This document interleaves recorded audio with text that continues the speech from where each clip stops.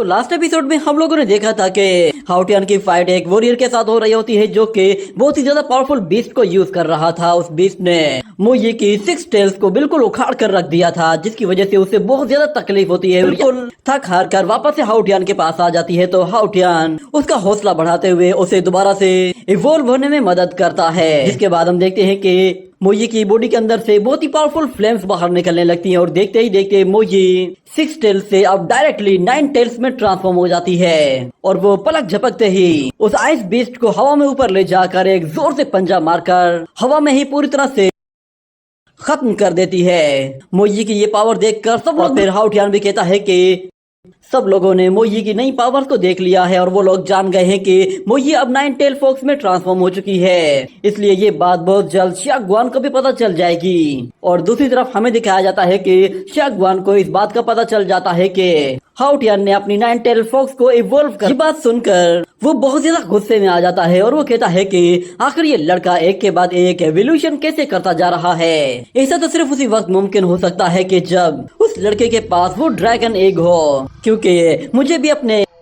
Insects को evolve करने में बहुत ही ज्यादा टाइम लग गया था, मगर ये तो काफी तेजी के साथ आगे बढ़ता जा। मैं इतने सालों से उस ड्रैगन एग को तलाश कर रहा हूँ और मुझे अब पता चल रहा है कि वो ड्रैगन एग तो इस लड़के के पास है और उसके साथ साथ वो अज़ूरा ड्रैगन ऑफ हेवन वो भी उसके साथ मिला हुआ होगा। ये सोचकर ही उसे बहुत ज्यादा गुस्सा आ रहा था, क्योंकि हाउटियन कई साल से उसके नाक के नीचे रहकर ये सब कुछ कर रहा था और उसने लॉर्ड शिया को भनक तक नहीं पास किसी तरह का कोई ड्रैगन एग है। वो फौरन से अपने उस सर्वेंट से कहता है कि जल्दी से एलाइट वॉरियर्स को समन करो और मेरे साथ फौरन से जिया चेन चलो। ये कहने के साथ ही ये सीन यहीं पे ही कट हो जाता है। अगले सीन में हमें दिखाया जाता है कि हाउटियन अपने कमरे में मौजूद होता है और वो व्हाइट बीस्ट उसकी सोल पावर को काफी तेजी के साथ खाता जा। अचानक फिर हाउटियन को मोई की आवाज सुनाई देती है। मोई की आवाज सुनने के बाद वो व्हाइट आई डीमन भी फौरन से सोल को एब्जॉर्ब करना बंद कर देता है और वापस चला जाता है। और दूसरी तरफ फिर हाउटियन कहता है कि मोई व्हाइट डेविल को वार्निंग दे रही है कि वो मेरी सोल को एब्जॉर्ब ना करे। उसे डर था कि शायद अब वो व्हाइट डेविल के साथ पंगा ना ले ले, इसीलिए वो फौरन से अपने सोल स्पेस में चला जाता है, जहाँ वो देखता है कि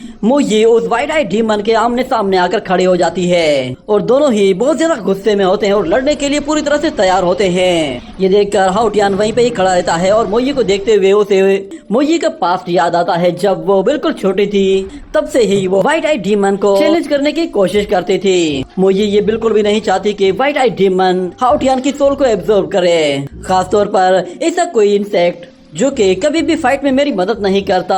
मुझे उसे मेरी सोल पावर को शेयर करना बिल्कुल भी गवारा नहीं करती, मगर उन दिनों तो मोई की पावर बहुत ज्यादा वीक थी, इसीलिए मोई कभी कुछ कर नहीं पाई। मगर वो हमेशा से यही चाहती थी कि वो एक दिन व्हाइट आई डेविल को सप्रेस, और आज ये इस लेवल पर आ चुकी है कि ये व्हाइट आई डेविल को टक्कर दे सकती है। इतने में एक फायर अटैक आकर उसे हिट करता है, जिसकी वजह से वो नीचे गिर जाता है। और फिर जब वो खड़ा होकर सामने की तरफ देखता है तो उसे नजर आता है कि व्हाइट डेविल और मोई दोनों ही एक दूसरे के साथ लड़ना शुरू हो गए हैं। मोई उस पर एक के बाद एक फायर अटैक किए जा रही होती है, जिससे व्हाइट आई डीमन खुद को आसानी से बचा रहा होता है। और दूसरी तरफ हमें दिखाया जाता है कि हाउटियन के बाकी सोल पेट्स सोल स्पेस में मौजूद होकर ये लड़ाई देख रहे होते हैं और ये सब कुछ हाउटियन को बहुत ज्यादा गुस्सा दिला रहा होता है। वो अपने सोल स्पेस में किसी तरह की भी हलचल नहीं चाहता, इसीलिए वो गुस्से में आकर सब लोगों को रोकने के लिए कहता है। उसे इस तरह गुस्से में देखकर निंग निंग फौरन से उसके पास आकर अपनी आइस एनर्जी के जरिए उसे कूल डाउन करती है। और फिर हाउटियन उस व्हाइट आई डीमन से कहता है कि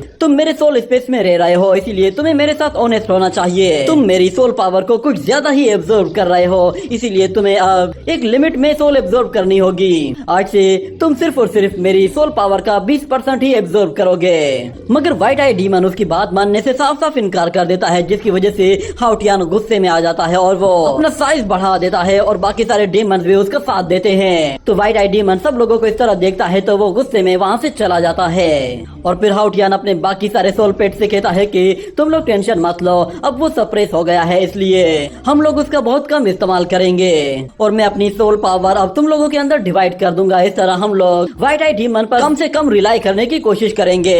इतने में उसे फील होता है कि कोई उसके पास आ रहा है, जिसकी वजह से वो थोड़ा सा चौकन्ना हो जाता है और हमें दिखाया जाता है कि उसके घर के अंदर कोई लड़की घुस आती है जो कि आते साथ ही उसके सामान को चेक कर रही होती है। मगर हाउटियन फौरन से उसके पीछे आता है और अपना नाइफ निकाल कर उसकी गर्दन पे रख देता है और कहता है कि कौन हो तुम और मेरे घर में क्या कर रही हो। इतने में वो लड़की जैसे पीछे पलट कर देखती है तो हाउटियन बिल्कुल हैरान सा हो जाता है और कहता है कि प्रिंसेस आप यहाँ पे क्या कर रही हैं? तो प्रिंसेस कहती है कि हाँ ये मैं ही हूँ। तो हाउटियन उसे इस रूप में देखकर काफी सरप्राइज होता है और वो लड़की फौरन से अपने चेहरे के ऊपर से मास्क भी हटा देती है और फिर हाउटियन से कहती है कि आज के मैच में जो म्यूटेशन देखने को मिली है उसने पूरे शहर को हिला कर रख दिया है। सब लोग तुम्हारे बारे में बात कर रहे हैं। तुम वाकई में हर जगह फेमस हो गए हो। मैं नहीं जानती कि आखिर तुम इतने ज्यादा फेमस होने के बावजूद भी इतने शांत कैसे हो। तुम्हें भी पता है कि तुम जितने ज्यादा फेमस होगे तुम्हारे लिए खतरा उतना बढ़ेगा। इतने में हाउटियन को फील होता है कि कोई वहाँ पे आ रहा है तो वो फौरन से प्रिंसेस को पकड़कर उसे खिड़की से दूर एक कोने की तरफ लेकर जाता है, जिसकी वजह से प्रिंसेस भी थोड़ा सा शर्माने लगती है क्योंकि आज तक कोई भी लड़का उसके इतना करीब नहीं आया था।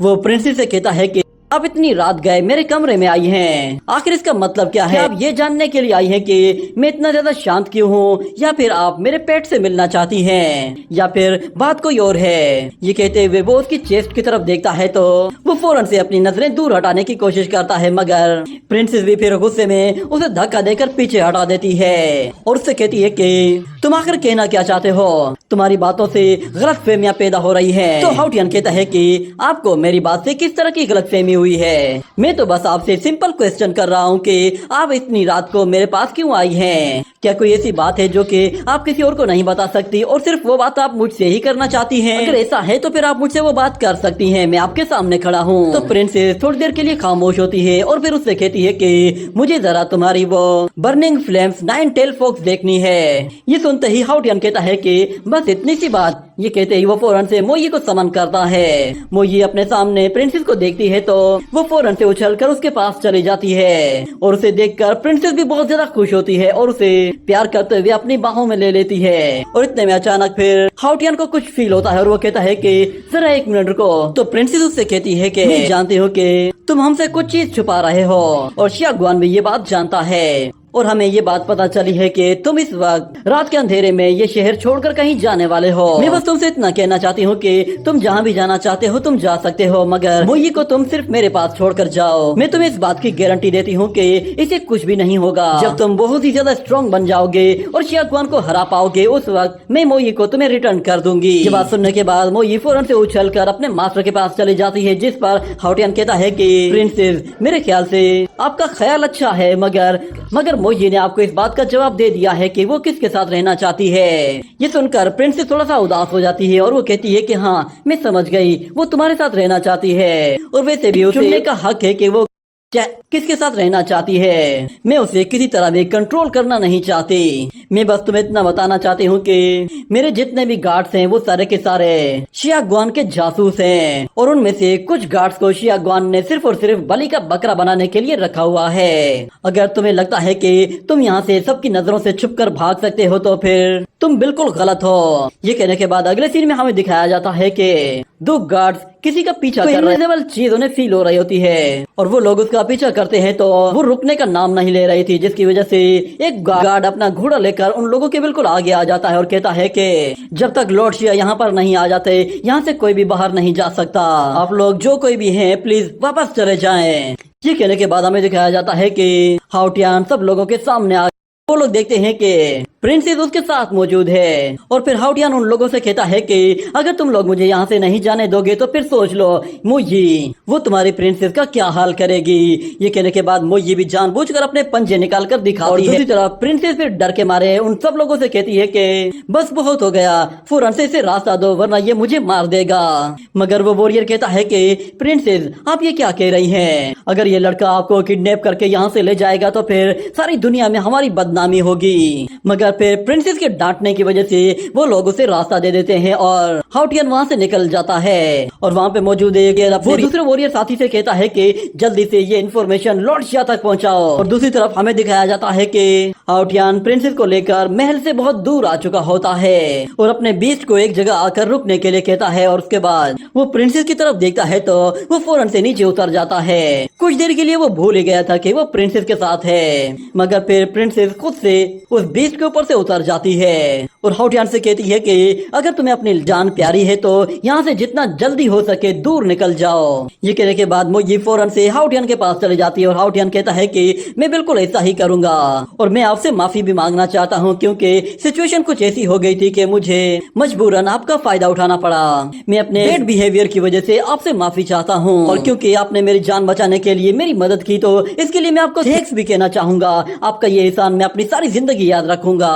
और वो अपना मुंह दूसरी तरफ करते हुए कहता है कि मेरे ख्याल से मैं अभी आपकी तरफ देखूंगा तो शायद आप थोड़ा सा ऑकवर्ड फील करेंगी, इसीलिए अपना मुंह दूसरी तरफ कर लेता हूँ। तो प्रिंसेस भी उसके साथ साथ पानी की तरफ देखने लगती है और फिर इतने में अचानक हाउटियान अपने बीस्ट के साथ वहाँ से चला जाता है और कहता है कि दोबारा जरूर मिलूंगा।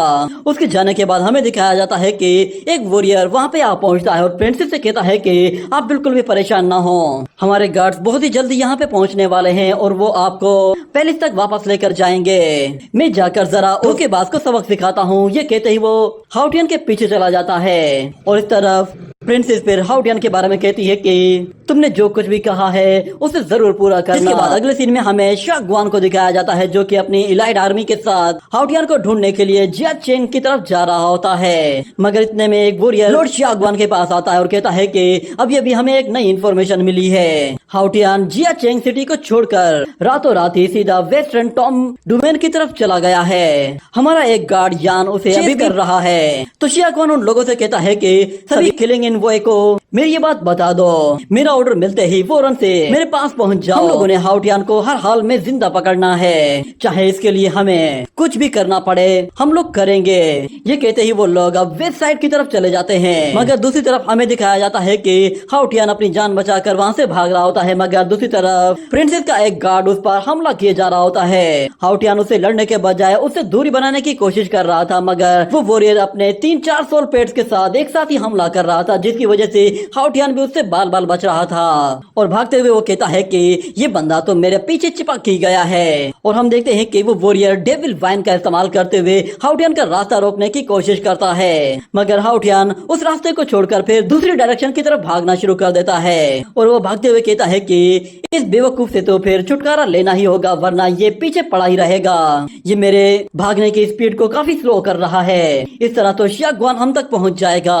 और दूसरी तरफ हम देखते हैं कि वो गार्ड उस पर एक के बाद एक एनर्जी अटैक करता जा रहा होता है और उसका वो बर्ड आसमान में जाकर बहुत ही तेजी के साथ हाउटियन पर हमला करने के लिए आता है। मगर हाउटियन उसके अटैक से भी खुद को बाल बाल बचा लेता है। और फिर हमें वहाँ पे मोई को भी दिखाया जाता है जो कि हाउटियन के साथ भागते भागते ब्लू डीमन के ऊपर से कूदते हुए वापस से आगे आ जाती है और तेजी से भागते भागते हाउटियन से आगे निकलकर हवा में ऊपर जाती है और सीधे जाकर उस बर्ड पे हमला कर देती है, जिसकी वजह से वो बर्ड नीचे गिर जाता है। और इस तरह अब हाउटियन के सामने रास्ता बिल्कुल साफ था, तो वो फौरन से आगे की तरफ भागना शुरू कर देता है। वो किसी तरह भी इस बंदे के साथ फाइट नहीं करना चाहता था, क्योंकि इसके साथ फाइट करके वो अपना टाइम वेस्ट करता और वो टाइम ही तो नहीं जाया करना चाहता, क्योंकि शागवान कभी भी वहाँ पे आ सकता है। मगर दूसरी तरफ वो वॉरियर भी हार मानने को तैयार नहीं था। वो हाउटियन के आगे बढ़ने के सारे रास्ते बंद करता जा रहा था।